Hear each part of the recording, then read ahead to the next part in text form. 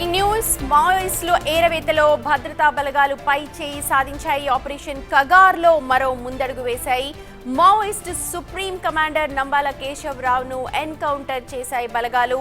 గణపతి తర్వాత మావోయిస్టు పార్టీలో అత్యంత కీలకంగా ఉన్నారు నంబాల. 30 ఏళ్లుగా అజ్ఞాతంలో ఉంటూ ఉన్నారు. ఇప్పటికే పలుమార్లు బలగాలకు చిక్కి తప్పించుకున్నారు. ఎట్టకేలకు ఇవాళ జరిగిన ఎదురు కాల్పుల్లో నంబాల మృతి చెందారు. ఆయనతో పాటు మరో అగ్రనేత కూడా చనిపోయారు. ఎన్కౌంటర్లో మొత్తం 30 మంది మావోయిస్టులు చనిపోయినట్టుగా భద్రతా బలగాలు చెబుతున్నాయి. నంబాల ఎన్కౌంటర్తో మావోయిస్టు పార్టీకి బిగ్ షాక్ తగిలిందని చెప్పాలి.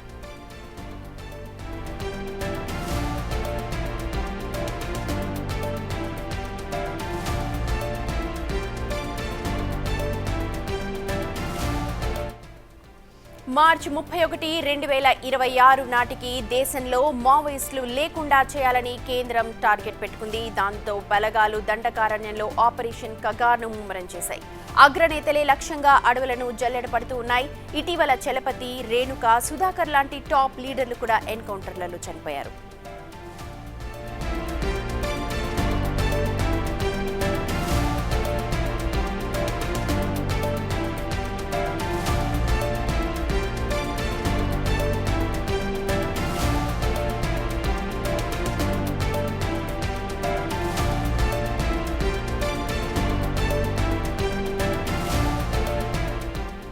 ఆపరేషన్ కగార్ కు సంబంధించిన మోర్ అప్డేట్స్ అందించడానికి మా అసోసియేట్ ఇన్పుట్ ఎడిటర్ నగేష్ సిద్ధంగా ఉన్నారు. ఓ టీయు నగేష్.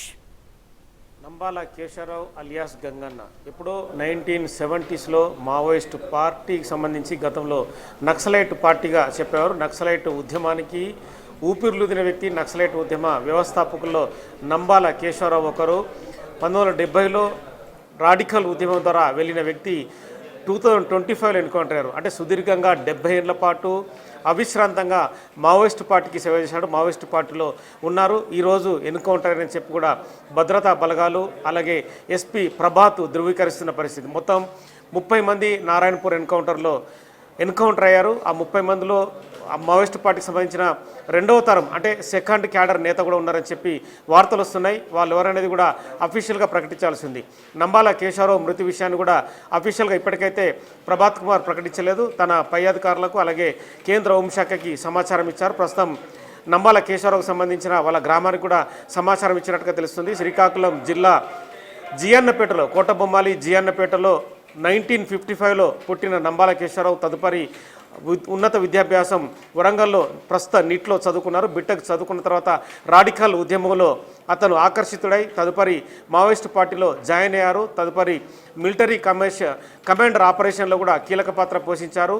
అతను ఎల్టీటీఈలో కూడా యుద్ధ నైపుణ్యం అలాగే పేలుడు పదార్థాలకు సంబంధించిన శిక్షణ కూడా తీసుకున్నాడు.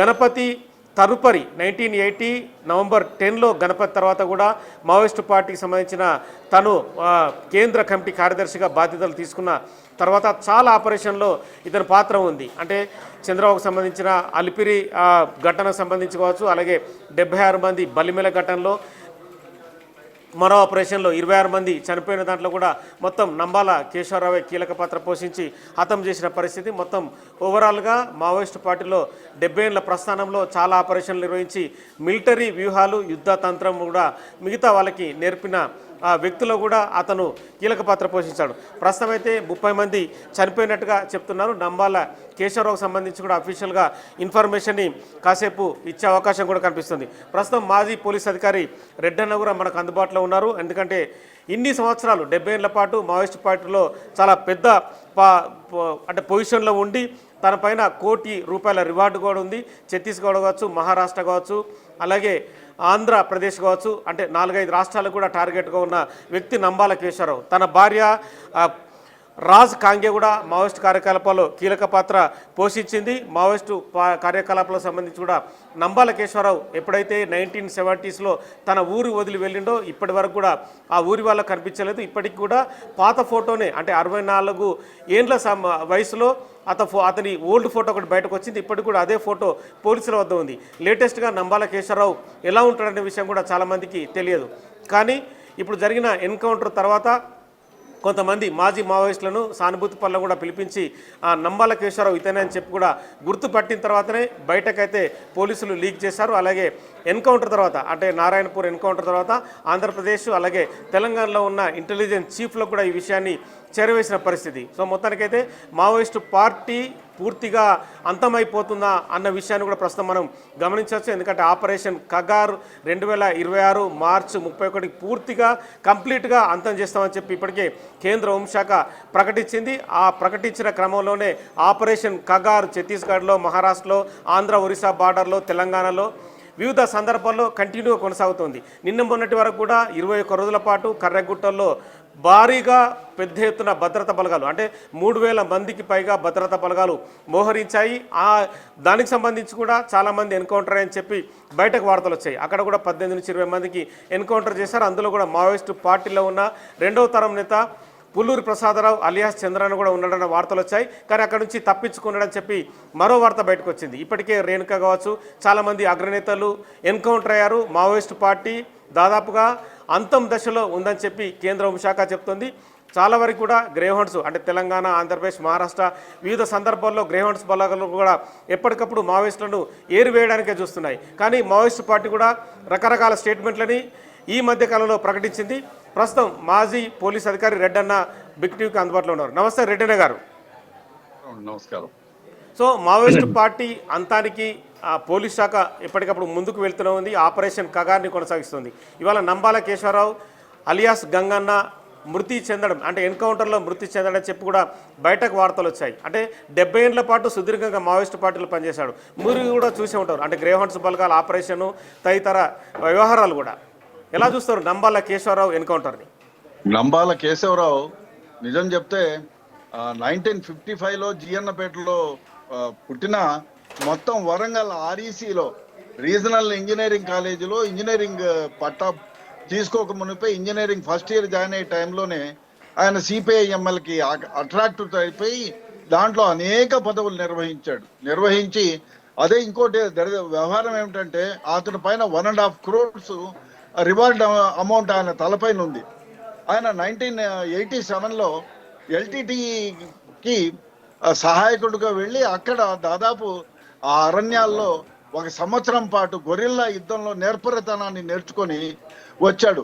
ఎస్పెషలీ ఐఈడీలు తయారు చేయడంలో, పేల్చడంలో నైపుణ్యత ప్రసాదించి చాలా మందికి అక్కడ ట్రైనింగ్ ఇచ్చాడు. దండకారణ్యంలో గణపతి తర్వాత అంతటి మావోయిస్ట్ ప్రధాన కార్యదర్శి.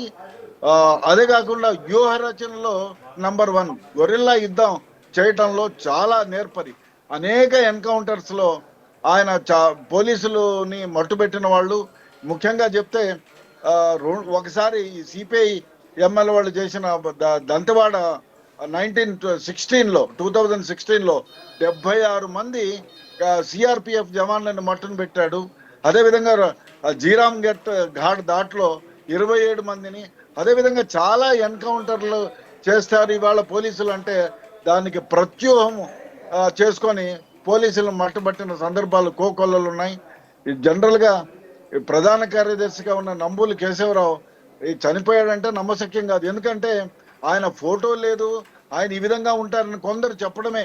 ఆ గణపతి ఇప్పుడు ఆయన 1980లో అరెస్ట్ అయ్యి 1.5 years జైల్లో ఉన్నాడు. ఆ తర్వాత బెయిల్లో వచ్చిన తర్వాత ఆ జైలుకు ఉన్న ఫోటోలు తప్ప అంటే ఆ తర్వాత ఎక్కడా ఈయన ఫోటోలు లేవు.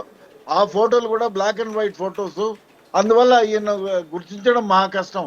ఇప్పుడు కూడా చనిపోయింది నంబూరి కేశవరావా గగన్న కాదా అనేది అనుమానమే. ఎందుకంటే ఈయన యుద్ధంలో, గొరిల్లా యుద్ధంలో చాలా ప్రీతి చెందిన వాడు, చాలా ప్రతిష్ఠుడు. చాలా సందర్భాల్లో చాలా అంటే దాదాపు 65 సందర్భాల్లో ఈయన దొరికినాడు, మొన్న జరిగిన ఎన్కౌంటర్లో చనిపోయినాడని ప్రకటించే వరకు పోయి ఈయన కాదు అని తేల్చారు. ఎందుకంటే అతి ముఖ్యంగా ఈయనకి సంబంధించిన ఆనవాళ్ళు ఎక్కడా పోలీసుల దగ్గర లేకపోవడం. ఈవెన్ గ్రేహాండ్స్ వాళ్ళు కూడా ఈయన బంధువుల్ని, ఆ తర్వాత ఈయన సమకాలికుల్ని అరెస్ట్ చేసినప్పుడు కూడా ఈయన గురించి అడిగి సరైన సమాచారాన్ని రాబట్టలేకపోయినారు. ఏది ఏమైనా మావోయిస్ట్ పార్టీ ఖతం అయ్యింది అనడానికి ఇది ఒక నిదర్శనం. ఈ తర్వాత Kagar operation is the final operation. ఈ తర్వాత Maoist party, Maoist CPI, Maoist